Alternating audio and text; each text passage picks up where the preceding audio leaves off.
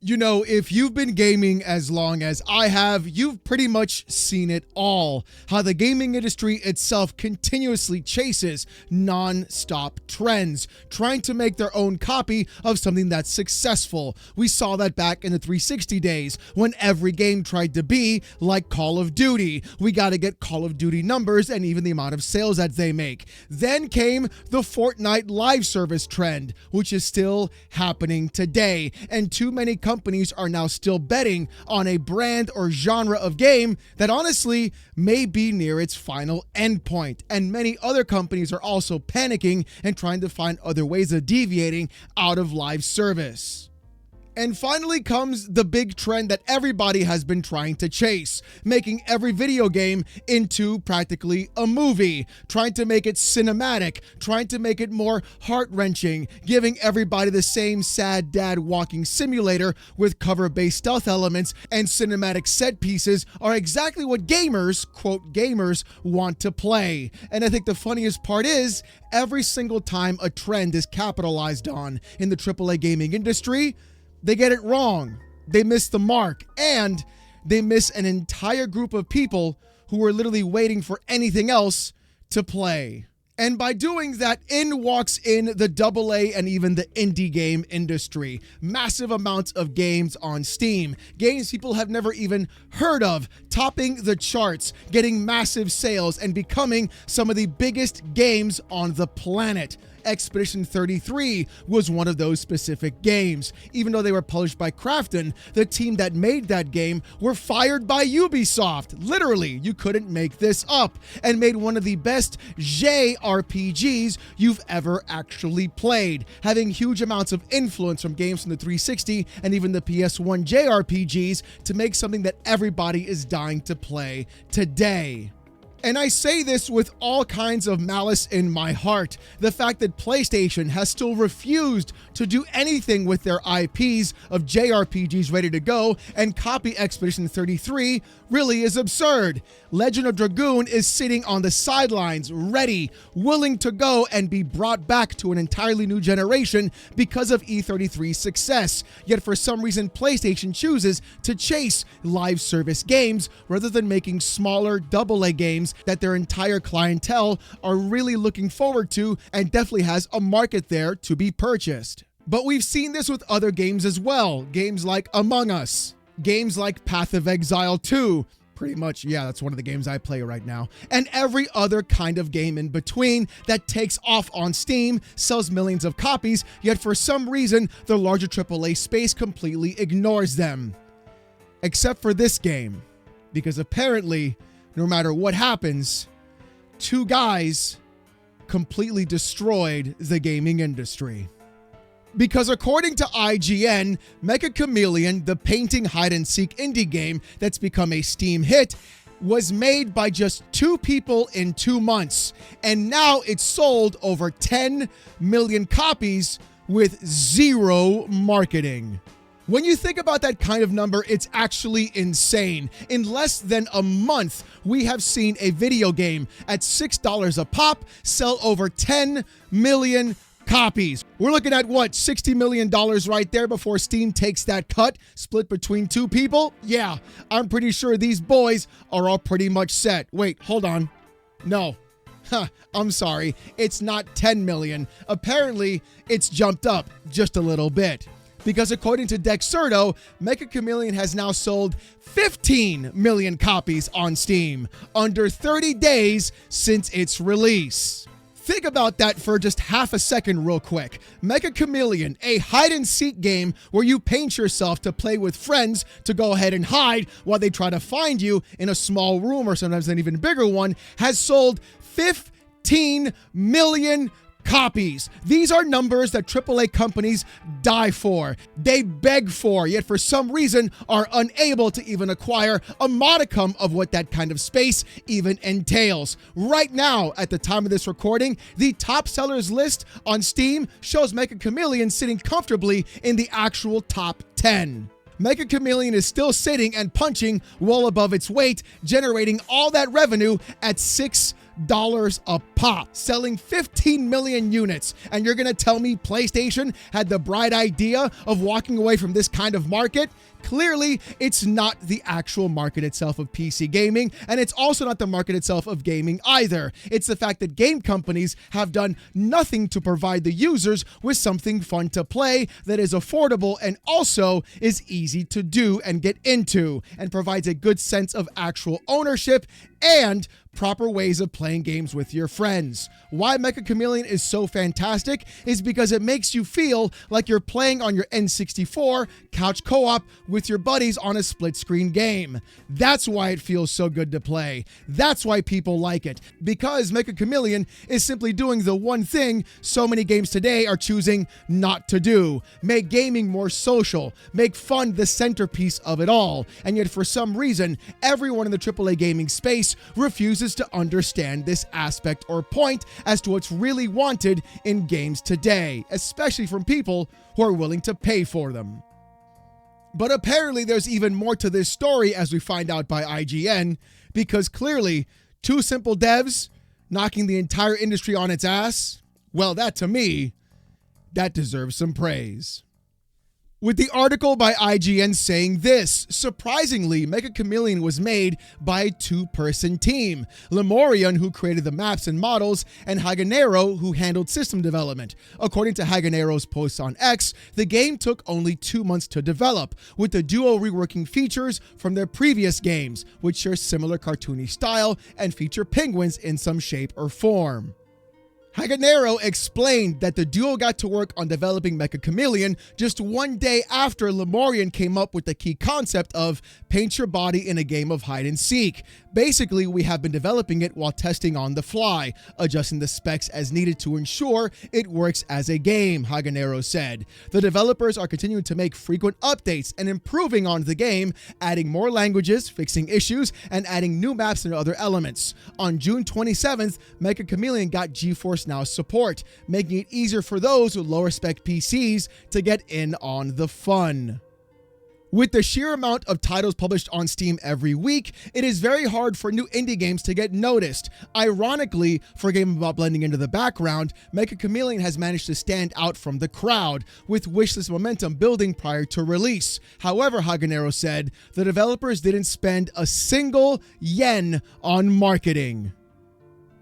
This is why I love this little game. This is why we play it so often with me and my friend group. Mostly because it's exactly the kind of game we've all been looking for. A cheap, easy game to get into, one that has depth, lots of mechanics, and is a lot of fun to play, and makes everybody feel good while they play it. And I think that is exactly what the gaming industry is completely avoiding overall. You see, they don't want you to have good entertainment. They want you to be a part of their platform, part of their ecosystem. And the fact that we've seen so many other game developers, studios, and publishers say things like, we can't make these kinds of games, it's impossible to do, and watching as the AA and indie space completely devour the entire gaming industry really goes to show that even if gaming does crash, we're going to be just fine. And I think the funniest part about the statements that were made to IGN, not only about Mega Chameleon, but the fact that they didn't spend a single penny on marketing, really to me mirrors exactly what was happening with a game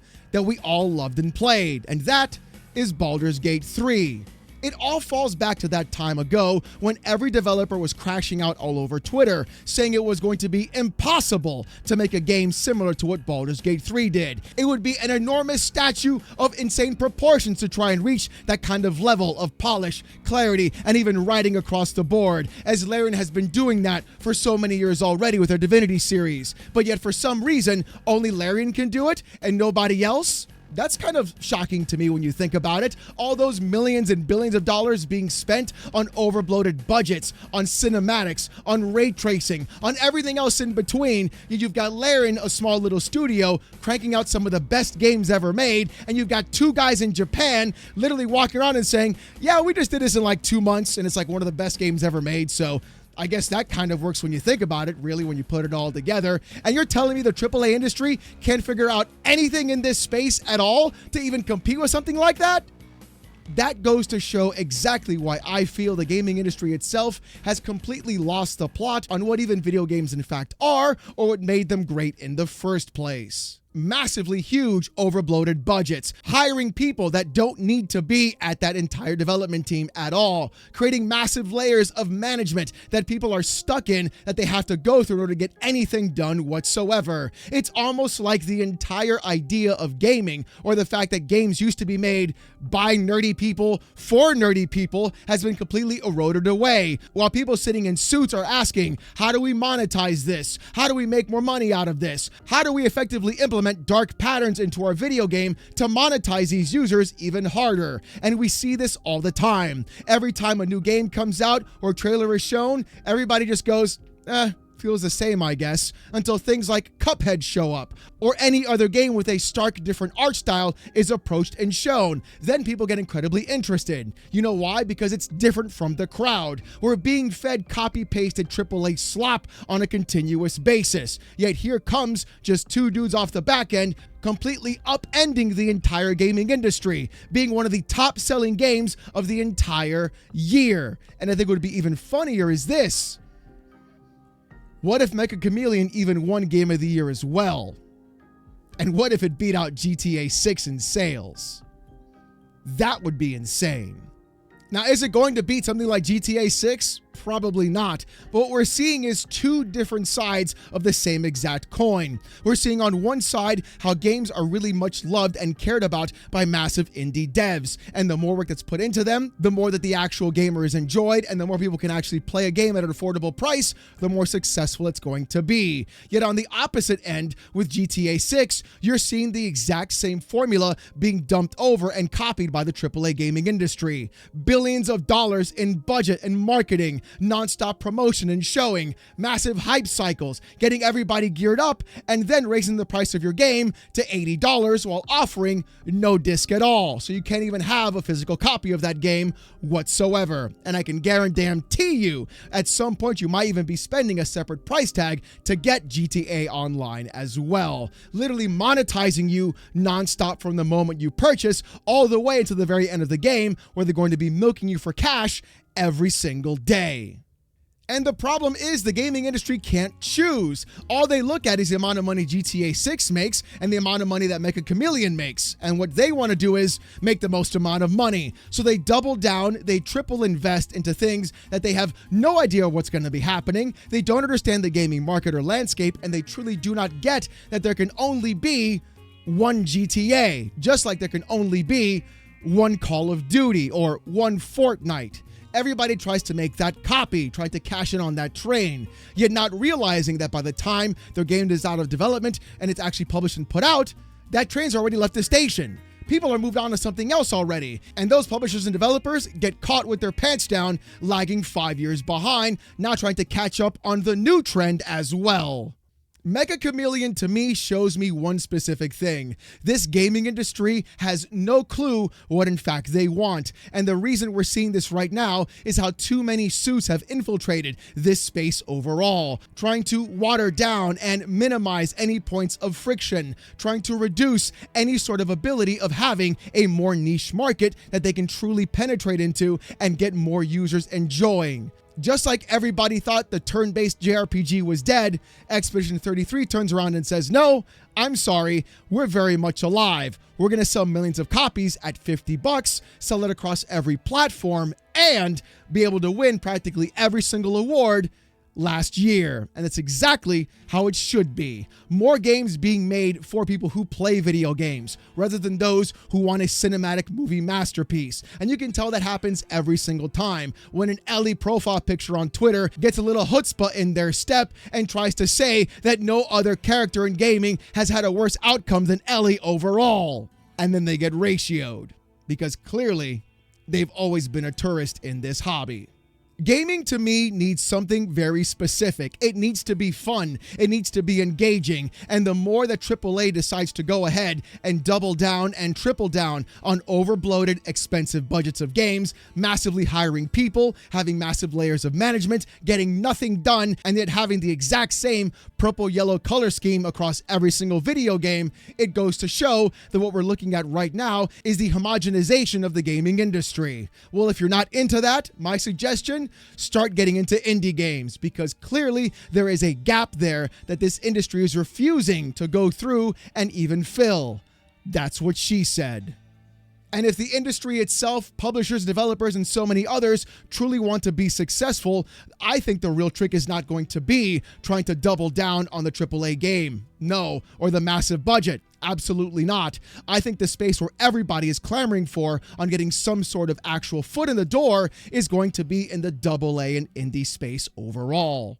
If you come to me and tell me right now that there are people making a Titanfall spiritual successor, and those are people who created Titanfall 1 and 2, I guarantee you that thing is going to explode all over the internet and even on Steam, simply because it's exactly what people are in fact looking for. Have it get some good multiplayer, have a good campaign of around 8 to 12 hours, and trust me, baby, at $49.95, that thing is going to sell like hotcakes. There are so many titles in this space right now that have massive audiences not being catered to, not being taken care of, and being completely left out in the cold for nothing more than the actual fickle audience that everybody's trying to get, the casual gamer.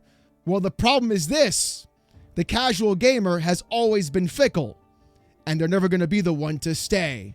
So you might as well start catering to your actual audience, the one whose money you've been dying for the very beginning.